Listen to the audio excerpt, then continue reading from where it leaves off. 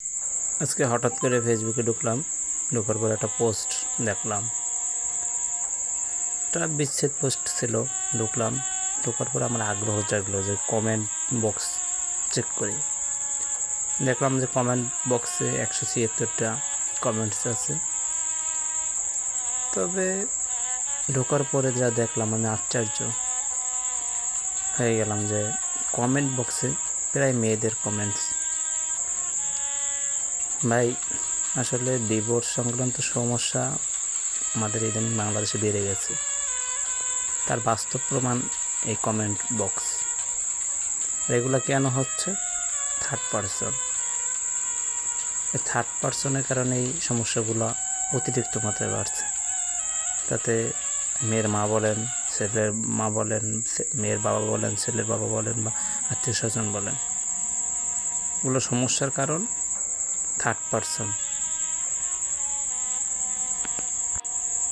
ভাই, কিছুদিন আগে আমি একটা সাক্ষাৎকারে দেখলাম এক ডিভোর্সি মেয়ে আত্মনাদ করতেছে তার জামাইয়ের কাছে আবার দ্বিতীয়বার ফেরার জন্য।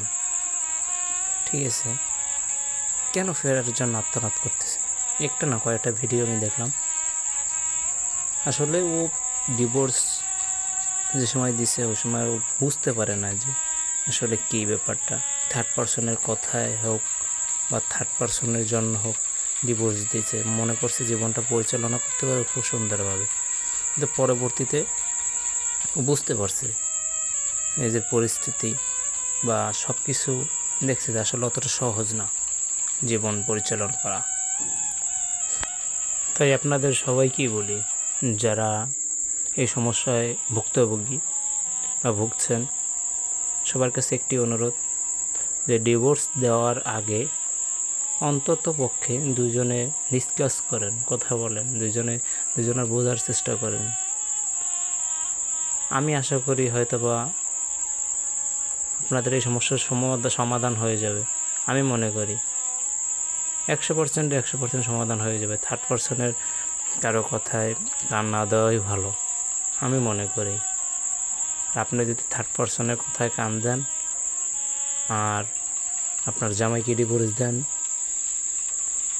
তাহলে আমি একটা কথা বলতে পারি, আপনার চেয়ে বোকা মনে হয় কেউ হবে না। আল্লাহ হাফেজ, ভালো থাকবেন সবাই। আর যদি কথাগুলো ভালো লাগে ভিডিওটি শেয়ার করে দেবেন। ভালো থাকেন। আসসালামু আলাইকুম।